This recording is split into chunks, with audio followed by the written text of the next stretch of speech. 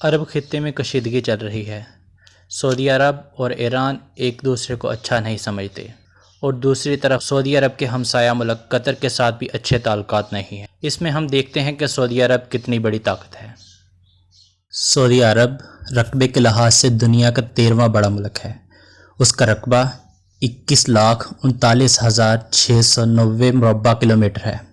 سعودی عرب خام تیل کا برآمد کرنے والا سب سے بڑا ملک ہے۔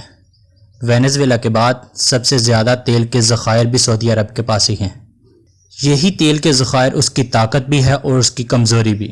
طاقت اس طرح کہ یہ سعودی معاشیت کو سب سے زیادہ زر مبادلہ بھی دیتے ہیں، اور کمزوری اس طرح کہ کسی بھی ملک کے قدرتی وسائل اس کی دیرپا ترقی کے ضامن نہیں ہوتے۔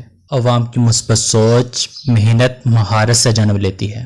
دفاعی لحاظ سے دیکھتے ہیں تو سعودی فورسز 3 لاکھ فوج کے ساتھ اسرائیل، مصر، ایران کے بعد خطے کی چوتھی بڑی طاقت ہے۔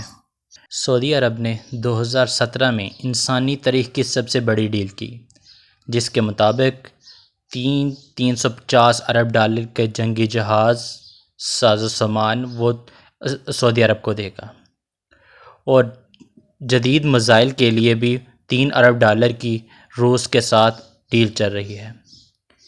اس سب کے باوجود سعودی فورسز کو ایک ایکسپرٹ فوج نہیں مانا جاتا، جس کا مظاہرہ تب ہوا جب سعودی فورسز نے حوثی باغیوں پر محاذ کھول دیا۔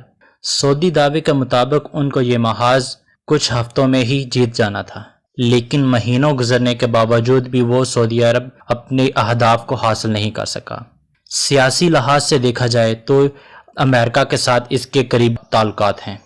جب 1930 میں آل سعود محمد بن سعود نے اقتدار سنبھالا تو امریکہ کے صدر روز ویلٹ کے ساتھ ایک تاریخی معاہدہ کیا، جس کے مطابق وہ سعودی عرب کی حفاظت کرے گا اور اس کے بدلے سعودی عرب اس کو سستا تیل دے گا۔ سعودی عرب کی دوسری بڑی طاقت دنیا کے دوسرے بڑے مذہب اسلام کی مقدس مقامات کی سعودی عرب کی سرزمین پر ہونا ہے، جہاں پورا سال ہزاروں زائرین اپنے عمرہ ادا کرنے اور حج ادا کرنے کے لیے سعودی عرب میں آتے ہیں۔